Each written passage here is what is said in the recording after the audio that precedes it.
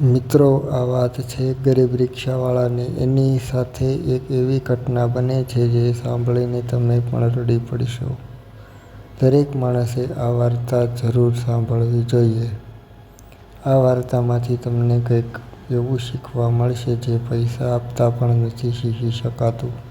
ચાલો શરૂ કરીએ આજની વાર્તા. શિયાળાની કડકડતી ઠંડીનો સમય હતો. રાતના 12 વાગ્યા હતા. રસ્તા પર કૂતરા સિવાય કોઈ દેખાતું નહોતું. આવા સુમસાન રસ્તા પર કરશનભાઈ પોતાની જૂની રિક્ષા ચલાવી રહ્યા હતા. ઠંડીના માર્યા તેમના હાથ ધ્રુજી રહ્યા હતા, પણ એનાથી વધારે એમનું કાળજું ધ્રુજી રહ્યું હતું. પવનના સુસવાટા રિક્ષાની અંદર આવી રહ્યા હતા, પણ કરશનભાઈને ઠંડી લાગતી ન હતી, કારણ કે એમના મનમાં એક મોટો ભડકો બળી રહ્યો હતો. કરશનભાઈ એકદમ ગરીબ માણસ. આખો દિવસ રિક્ષા ચલાવે ત્યારે માંડ માંડ રાતનો રોટલો મળતો. ઘરમાં પતિ જમના, વર્ષની ફૂલ જેવી દીકરી ગોપી એટલે કરશનભાઈનો જીવ. એ હસે તો કરશનભાઈનો આખો દિવસનો થાક ઉતરી જાય. પણ અત્યારે ગોપી હસતી ન હતી. ખાટલામાં પડી પીડાથી કણસતી હતી. આજ સવારની જ વાત છે. કરશનભાઈ ગોપીને સરકારી દવાખાને લઈ ગયા હતા. ડૉક્ટરે ગોપીને તપાસીને કરશનભાઈને અલગ રૂમમાં બોલાવીને કહ્યું, કરશનભાઈ, તમારી દીકરીની હાલત બહુ ખરાબ છે. એના હૃદયમાં તકલીફ છે. તાત્કાલિક ઓપરેશન કરવું પડશે. જો અઠવાડિયામાં ઓપરેશન નહીં થાય તો દીકરીને બચાવવી મુશ્કેલ છે. કરશનભાઈના પગ નીચેથી જમીન ખસી ગઈ. રડતા અવાજે એમણે પૂછ્યું, સાહેબ, કેટલો ખર્ચો થશે? ડૉક્ટરે કહ્યું, 5 લાખ રૂપિયા. 5 લાખ રૂપિયા? કરશનભાઈએ તો જિંદગીમાં ક્યારેય 5,000 રૂપિયા પણ એક સાથે નહોતા જોયા. એ ક્યાંથી 5 લાખ રૂપિયા લાવશે? એ ડૉક્ટરના પગમાં પડી ગયા. સાહેબ, મારી દીકરીને બચાવી લો. હું આખી જિંદગી તમારી ગુલામી કરીશ. પણ સાહેબ શું કરે? દવાખાનાના નિયમો પ્રમાણે ઘરે આવીને જમનાને વાત કરી ત્યારે ઘરમાં મચી ગઈ. જમનાએ ગળાનું મંગળસૂત્ર સાંકળા ઉતારીને કરશનભાઈના હાથમાં મૂકી દીધા અને રડતા બોલી, લઈ જાઓ આને, મારી દીકરીનો જીવ બચાવો. પણ એનાથી તો માંડ 10-15 હજાર રૂપિયા ભેગા થયા. કરશનભાઈ આખો દિવસ સગાવ્હાલા અને ઓળખીતાઓ પાસે ભીખ માંગતા રહ્યા, પણ ગરીબનો સગો કોઈ નથી હોતો. બધાએ કોઈને કોઈ બહાનું કાઢીને મોટું ફોરવી લીધું. કોઈએ તો 100 રૂપિયા પણ ન આપ્યા. રાતના સમયે કરશનભાઈ રિક્ષા લઈને નીકળ્યા હતા. કદાચ કોઈ ભાડું મળી જાય, સવારની દવાના 2 પૈસા નીકળી જાય. રિક્ષા ચલાવતા ચલાવતા એમની આંખમાંથી આંસુ વહેતા હતા. એ ઉપરવાળાને કહેતા હતા, હે ભગવાન, મેં તારો શું ગુનો કર્યો છે? મેં જિંદગીમાં કોઈનો 1 રૂપિયો પણ નથી ખાધો, કોઈનું ખોટું નથી કર્યું, તો પછી આટલી મોટી સજા કેમ? મારી દીકરીએ તો હજી દુનિયા પણ નથી જોઈ. એનો શું વાંક? જ્યારે કરશનભાઈ ઘરેથી નીકળ્યા ત્યારે ગોપી ખાટલામાં સૂતી હતી. એણે પિતાનો હાથ પકડીને કહ્યું, બાપુજી, મને બહુ દુખે છે. શું હું મરી જઈશ? હું મરી જઈશ તો તમે કોની સાથે રમશો? અને બાપુજી, તમે રડશો તો નહીં ને? આ શબ્દો કરશનભાઈના કાનમાં હથોડાની જેમ વાગી રહ્યા હતા. એમને લાગતું હતું કે જાણે એમનો શ્વાસ રૂંધાઈ રહ્યો છે. એક બાપ પોતાની નજર સામે પોતાની દીકરીને તડફડતી જોઈ રહ્યો હતો અને એ કંઈ કરી શકતો નહોતો. રિક્ષા એક મોટા 4 રસ્તા પાસે ઊભી રહી. સામે એક મોટું બોર્ડ હતું. એમાં એક ભગવાનનો ફોટો હતો. કરશનભાઈએ 2 હાથ જોડ્યા અને રડતા મોટેથી બોલી પડ્યા, બાપ, હવે તું જ કંઈક રસ્તો કાઢ, નહીંતર કાલે હું મારી દીકરીનો ચહેરો કઈ રીતે જોઈશ? જો તું મારી દીકરીને કંઈક થવા દઈશ ને તો હું તારા પરથી કાયમ માટે ભરોસો ઉઠાવી દઈશ. કંઈક ચમત્કાર કર મારા નાથ. ત્યાં જ પાછળથી અચાનક કોઈએ અવાજ આપ્યો, એ ભાઈ, રેલવે સ્ટેશન જાવું છે? કરશનભાઈએ આંસુ લૂછ્યા અને પાછળ જોયું. એક માણસ હાથમાં એક મોટો ઠેલો લઈને ઊભો હતો. કરશનભાઈએ નમ્રતાથી કહ્યું, હા સાહેબ, બેસી જાઓ. રિક્ષા રેલવે સ્ટેશન તરફ દોડી રહી હતી, પાછળ બેઠેલો મુસાફર વારંવાર પોતાની ઘડિયાળ જોતો હતો. એને ટ્રેન પકડવાની બહુ ઉતાવળ હતી. સ્ટેશન આવતા જ મુસાફર ઝડપથી રિક્ષામાંથી ઉતર્યો. એણે ખિસ્સામાંથી 50 રૂપિયાની નોટ કાઢીને કરશનભાઈના હાથમાં મૂકી અને બાકીના પૈસા લીધા વગર જ દોડીને સ્ટેશનની અંદર જતો રહ્યો. કરશનભાઈએ ભગવાનનો આભાર માન્યો કે ચાલો, સવારની દવા પૂરતા પૈસા તો મળી ગયા. હવે આખી રાત રિક્ષા ચલાવવાની હિંમત ન હતી. દીકરી ગોપીની યાદ એમને અંદરથી કોરી ખાતી હતી. એમણે રિક્ષા ઘર તરફ વાળી. ઘર પાસે આવીને કરશનભાઈએ રિક્ષા ઊભી રાખી. પાછળની સીટ પર નજર ગઈ અને એમના હોશ ઉડી ગયા. પેલો કાળા કલરનો મોટો થેલો સીટ પર જ પડ્યો હતો. ઉતાવળમાં પેલો મુસાફર પોતાનો થેલો રિક્ષામાં જ ભૂલી ગયો હતો. કરશનભાઈના હૃદયના ધબકારા વધી ગયા. એમણે આજુબાજુ જોયું. રાતનો 1:30 વાગ્યો હતો અને રસ્તા પર કોઈ નહોતું. ધ્રુજતા હાથે એમણે એ થેલો ઉઠાવ્યો અને છાતી સરસો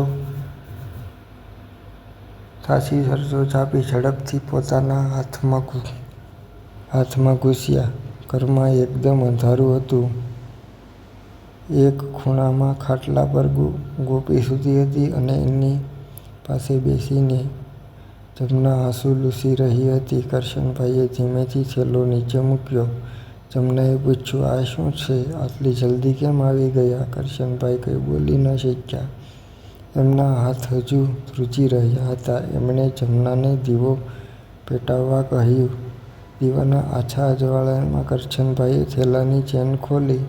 જેવું થેલું ખુલ્યું, જમના અને કરશન બંનેની આંખો ફાટી ગઈ. થેલાની અંદર 500ની નોટોના બંડલ પડ્યા હતા.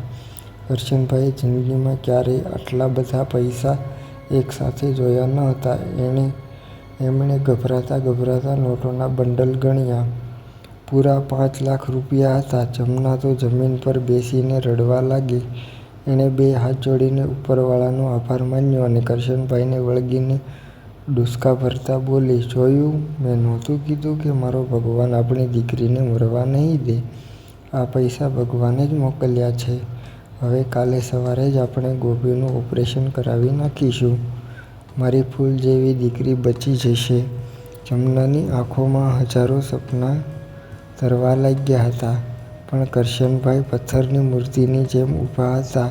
એમણે નજરે નોટોના બંડલ પર ચોંટી ગઈ હતી.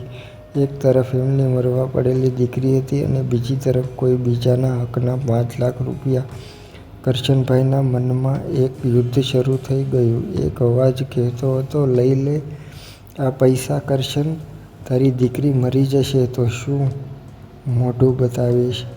આજે આખો દિવસ તે લોકો પાસે ભીખ માંગી, પણ કોઈએ તારી મદદ નથી કરી.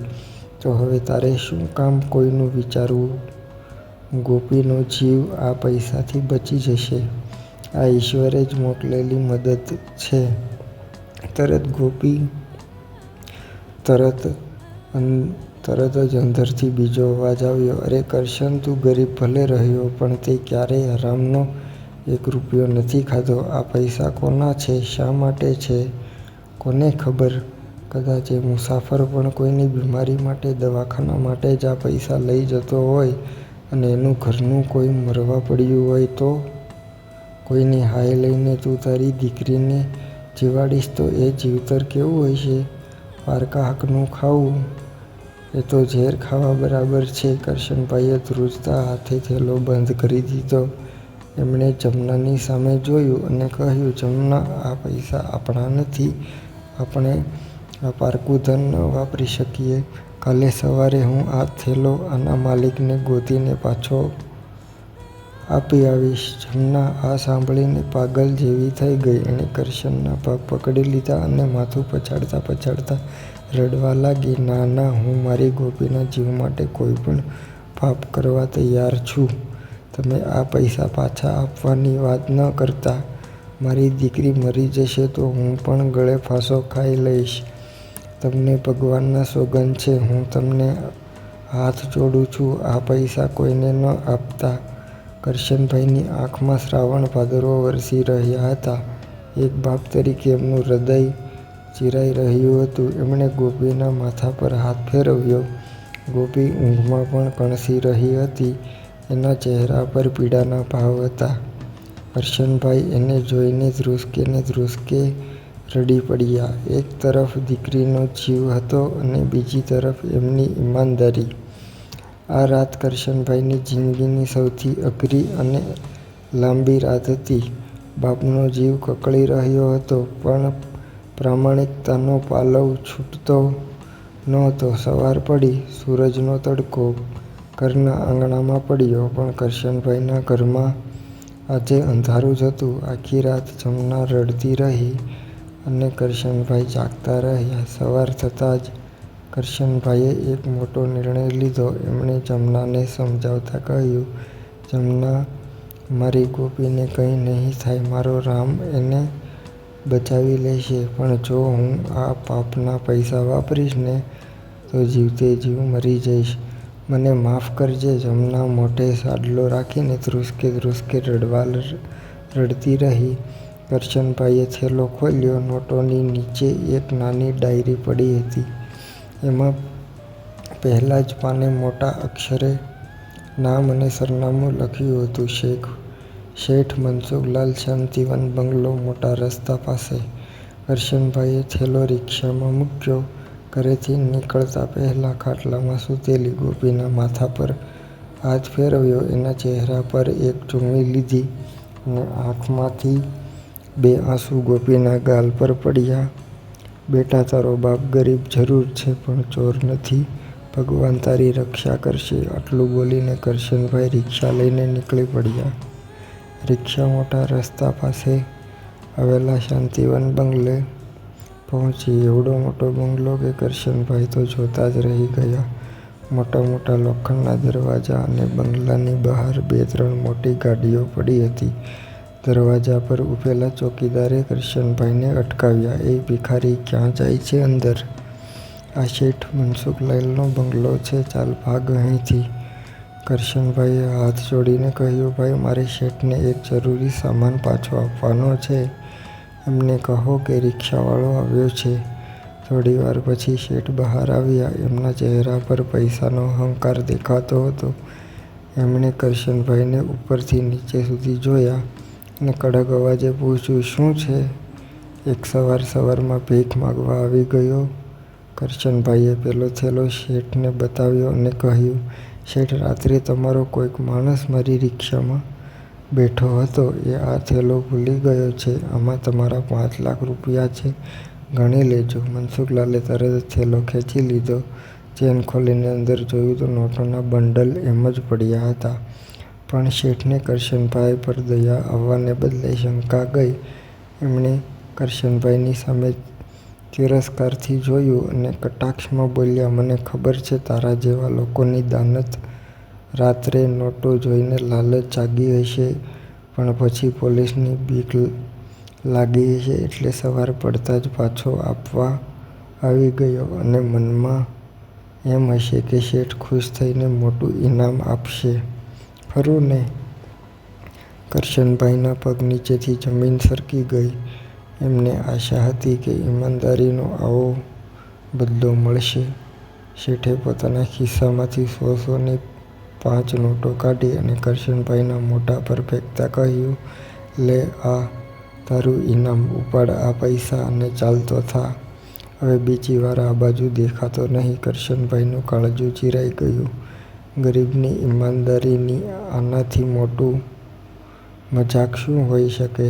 નીચે પડેલી નોટો જોઈને એમની આંખોમાંથી આંસુ આવી ગયા. એમણે જમીન પર પડેલા પૈસાને અડ્યા પણ નહીં. એમણે 2 હાથ જોડીને કહ્યું, શેઠ, મારી 8 વર્ષની દીકરી ખાટલામાં મોત સામે લડી રહી છે. એના હૃદયના ઓપરેશન માટે દવાખાનામાં 5 લાખ રૂપિયા ભરવાના છે. જો મારે તમારા પૈસા ચોરવા જ હોત તો અત્યારે મારી દીકરીનું ઓપરેશન ચાલુ હોત. હું અહીં ઈમાન લેવા નથી આવ્યો, પણ મારો અંતરાત્મા મને પારકું ધન ખાવાની ના પાડે છે એટલે તમારો થેલો પાછો આપવા આવ્યો છું. બાકી ગરીબ છું પણ ભિખારી નથી. તમારા પૈસા તમને મુબારક. આટલું બોલીને કરશનભાઈ પાછળ ફર્યા. એમના ગળે ડૂમો બાજી ગયો હતો. કરશનભાઈ પોતાની રિક્ષા તરફ જઈ રહ્યા હતા. એમનું મન ખાટલામાં પડેલી ગોપી પાસે પહોંચી ગયું હતું. એમને થતું હતું કે હવે ઘરે જઈને હું જમનાને શું જવાબ આપીશ? ગોપીનો ચહેરો કઈ રીતે જોઈશ? આંખમાંથી વહેતા આંસુ એમના શર્ટને ભીનો કરી રહ્યા હતા. ત્યાં જ પાછળથી એક અવાજ આવ્યો. કરશનભાઈએ ઊભા રહીને પાછળ જોયું. પેલા શેઠના હાથમાંથી પેલો કાળો થેલો નીચે પડી ગયો હતો. થયું હતું એવું કે જેની કરશનભાઈએ દીકરીની બીમારીની વાત કરી ત્યારે શેઠને થયું કે લાવ ચેક કરું કે આ થેલામાંથી એણે કોઈ નોટ કાઢી તો નથી ને? થેલો ઊંધો કરીને એમણે નોટોના બંડલ નીચે પાડ્યા. પણ નોટોની સાથે એક જૂનો કાગળ પણ નીચે પડ્યો. એ કાગળ પર લખેલા અક્ષર જોઈને મનસુખભાઈની આંખો ફાટી ગઈ. એમના શ્વાસ થંભી ગયા. આ અક્ષર એમના એકના એક દીકરા રાહુલના હતા.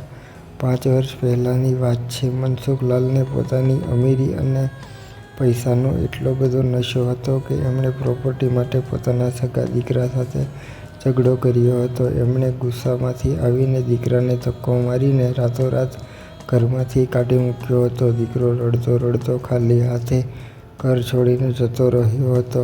આજે 5 વર્ષ પછી એ જ દીકરાનો પત્ર આ થેલામાં હતો. રાત્રે જે મુસાફર રિક્ષામાં બેઠો હતો એ કદાચ રાહુલનો મિત્ર હશે, જે આ થેલો શેઠ સુધી પહોંચાડવા જ આવ્યો હશે. મનસુખલાલના હાથ ધ્રુજવા લાગ્યા. એમણે જમીન પર બેસીને પત્ર ખોલ્યો. પત્રમાં રાહુલે લખ્યું હતું, બાપુજી, તમે મને ઘરમાંથી કાઢી મૂક્યો કારણ કે તમને લાગ્યું કે હું તમારી મિલકત પડાવી લઈશ. પણ બાપુજી, મારે તમારી 1 રૂપિયાની સંપત્તિ પણ નહોતી જોઈતી. મારે તો ખાલી મારા બાપ જોઈતો હતો, તમારો પ્રેમ જોઈતો હતો. તમે પૈસાને જ દીકરો માની લીધો છે એટલે હું બધું જ છોડીને હંમેશા માટે દૂર જઉં છું. આ 5 લાખ રૂપિયા મારી મહેનતની કમાણી છે જે હું તમારા ચરણે ધરું છું. હવે હું ક્યારેય પાછો નહીં આવું. પત્ર વાંચતા જ મનસુખલાલના માથા પર જાણે આભ તૂટી પડ્યું. એમના હૃદયમાં વર્ષોથી જામેલી અહંકારનો મોટો પહાડ એક જ પળમાં તૂટી ગયો. દીકરા, દીકરા, રાહુલ બોલતા બોલતા એ મોટેથી ધ્રુસકે રડવા લાગ્યો. એમનો અવાજ એટલો કરુણ હતો કે સાંભળીને પથ્થર પણ પીગળી જાય. જે શેઠ હમણાં પૈસાનો પાવર બતાવતા હતા એ જ શેઠ અત્યારે રસ્તા પર ધૂળમાં બેસીને નાના બાળકની જેમ રડી રહ્યા હતા. કરશનભાઈ રિક્ષા પાસે ઊભા આ બધું જોઈ રહ્યા હતા. મનસુખલાલની નજર કરશનભાઈ પર પડી. એમની આંખો સામે 2 અલગ અલગ ચિત્રો દેખાવા લાગ્યા. એક તરફ આ ગરીબ રિક્ષાવાળો હતો જેની પાસે જમવાના પૈસા નહોતા અને દીકરી મોત સામે લડી રહી હતી. એ બાપ પોતાની દીકરીને બચાવવા પોતાનો જીવ આપી દેવા તૈયાર હતો, છતાં એ પોતાની દીકરી ખાતર પણ પારકા પૈસા લેવા તૈયાર નહોતો. એને પોતાની દીકરી કાગળની નોટો કરતાં લાખો ગણી વહાલી હતી અને બીજી તરફ પોતે આટલો મોટો બંગલો, મોટી ગાડીઓ અને કરોડો રૂપિયા છતાં કાગળના ટુકડા માટે પોતાના જ લોહીને પોતાના સગા દીકરાને ઘરમાંથી કાઢી મૂક્યો હતો. મનસુખલાલને પોતાની જાત પર નફરત થવા લાગી. એમને સમજાયું કે દુનિયાની સૌથી ગરીબ અને ભિખારી માણસ કરશનભાઈ નથી પણ પોતે છે. એ દોડીને કરશનભાઈ પાસે ગયા. જે શેઠ કોઈની સામે જોતા નહોતા એ શેઠ આજે રસ્તા વચ્ચે કરશનભાઈના પગમાં પડી ગયા. કરશનભાઈ ગભરાઈ ગયા. અરે શેઠ, આ શું કરી રહ્યા છો? મોટા માણસ થઈને મારા પગમાં પડો છો? ઊભા થાવ. મનસુખલાલ પગ છોડતા નહોતા. એ રડતા રડતા બોલ્યા, મને માફ કરી દે ભાઈ, તે આજે મારી આંખો ખોલી નાખી છે. તું સાચો બાપ છે અને હું એક રાક્ષસ છું. મારી પાસે કરોડો રૂપિયા છે પણ મારો પરિવાર નથી અને તારી પાસે કાંઈ નથી છતાં તારી પાસે માણસાઈ છે. આ જોઈ કરશનભાઈની આંખોમાંથી પણ આંસુ વહેવા લાગ્યા. મનસુખભાઈનો બધો જ ગર્વ આજે કરશનભાઈની ઈમાનદારી અને મજબૂરી સામે હારી ગયો હતો. કરશનભાઈએ એમને ઊભા કર્યા. મનસુખલાલે પોતાના આંસુ લૂછ્યા અને કરશનભાઈને ગળે લગાડી દીધા. મનસુખલાલ બોલ્યા, કરશનભાઈ, મારા પૈસાના અહંકારે મારા દીકરાને મારાથી છીનવી લીધો. હું સાવ લાચાર થઈ ગયો છું, પણ ભાઈ, આજે હું તારી દીકરીને કંઈ નહીં થવા દઉં. મેં મારો દીકરો ગુમાવ્યો છે, પણ તારી દીકરીને હું મરવા નહીં દઉં. તું મારી ભેગો હાલ. શેઠે પોતાના નોકરને બૂમ પાડીને પોતાની ગાડી બહાર કાઢવા કહ્યું. જે ગાડીમાં મોટા મોટા સાહેબો બેસતા એ ગાડીમાં શેઠે પોતે દરવાજો ખોલ્યો. ખોલીને કરશનભાઈને બેસાડ્યા. ગાડી સીધી કરશનભાઈના ઝૂંપડા તરફ દોડી. ઝૂંપડા પાસે ગાડી ઊભી રહી. ત્યાં જ અંદરથી જમનાનો મોટે મોટેથી રડવાનો અવાજ સંભળાયો. કરશનભાઈ અને મનસુખલાલ દોડીને અંદર ગયા. અંદરનું દ્રશ્ય જોઈને મનસુખલાલનું કાળજું કંપી ગયું. બેભાન જેવી પડી હતી. એના શ્વાસ બહુ ધીમા પડી ગયા હતા અને જમના એના માથા પર હાથ પછાડીને રોકડ રોકડ કરી રહી હતી. જમનાને લાગ્યું કે કરશનભાઈ ખાલી હાથે આવ્યા છે અને હવે એની દીકરી નહીં બચે. પણ ત્યારે જ મનસુખલાલ આગળ આવ્યા. એમણે પોતાના કપડાનો કોઈ વિચાર કર્યા વગર ખાટલામાંથી ગોપીને સીધી પોતાના હાથમાં ઉંચકી લીધી. ગોપીનું માથું શેઠના ખભા પર પડ્યું. જમના આ અજાણ્યા માણસને જોઈને ગભરાઈ ગઈ. કરશનભાઈએ કહ્યું, જમના, ગોપીને કંઈ નહીં થાય. આ ભગવાન આવ્યા છે આપણી મદદે. હાલો જલ્દી. મનસુખલાલ ગોપીને લઈને સીધા ગાડીમાં બેઠા. ગાડી પવન વેગે શહેરના દવાખાને પહોંચી. આ દવાખાનું એટલું મોટું હતું કે કરશનભાઈ જેવા ગરીબ માણસ એના પગથિયાં પણ ન ચડી શકે. પણ મનસુખલાલ તો શહેરના મોટા માણસ હતા. એ ગોપીને લઈને અંદર ગયા. એમણે જોઈને મોટા મોટા ડૉક્ટરો દોડતા આવ્યા. મનસુખલાલે ડૉક્ટર સામે હાથ જોડીને કહ્યું, સાહેબ, આ મારી દીકરી છે. ગમે તે થાય બસ બચાવી લ્યો. 5 લાખ શું 50 લાખનો ખર્ચો થાય તોય હું આપીશ, પણ આનો શ્વાસ ન તૂટવો જોઈએ. અત્યારે જ ઓપરેશન ચાલુ કરો. શેઠનો હુકમ મળતા જ આખું દવાખાનું દોડતું થઈ ગયું. ગોપીને તાત્કાલિક ઓપરેશન રૂમમાં લઈ જવામાં આવી. લાલ લાઇટ ચાલુ થઈ ગઈ. બહાર લોબીમાં કરશનભાઈ અને જમના જમીન પર બેસીને ભગવાનની માળા જપવા લાગ્યા. ત્યારે મનસુખલાલ પણ ખુરશી છોડીને પોતાના પૈસાનો બધો જ ભાર બાજુ પર મૂકીને એમના પાસે નીચે જમીન પર બેસી ગયા. કરશનભાઈએ હાથ જોડીને કહ્યું, શેઠ, તમે તો અમારા માટે દેવદૂત બનીને આવ્યા. તમારી આ મદદ હું 7 જન્મ સુધી નહીં ભૂલું. મનસુખલાલે કરશનભાઈનો હાથ પોતાના હાથમાં લઈને કહ્યું, ના ભાઈ ના, દેવદૂત તો તું છે. તે મારા 5 લાખ રૂપિયા પાછા નથી આપ્યા. તે મારા શરીરની અંદર મરી ગયેલી માણસાઈને પાછી જીવતી કરી છે. પારકાની વેદના શું હોય તે આજે મને સમજાવ્યું છે. મારા દીકરાની યાદમાં હું આખી જિંદગી તડફડતો હતો. આજે તે મને સાચો રસ્તો દેખાડ્યો છે. બંને દીકરીના જીવ માટે પ્રાર્થના કરી રહ્યા હતા. સમય જાણે થંભી ગયો હતો. બધાની નજર પેલી લાલ લાઇટ પર મંડાયેલી હતી. 2 કલાક જેટલો સમય વીતી ગયો. કરશનભાઈ માટે આ 2 કલાકનો જન્મ જેવો લાંબો સમય લાગ્યો. અંતે ઓપરેશન રૂમની લાઇટ બંધ થઈ. દરવાજો ખુલ્યો.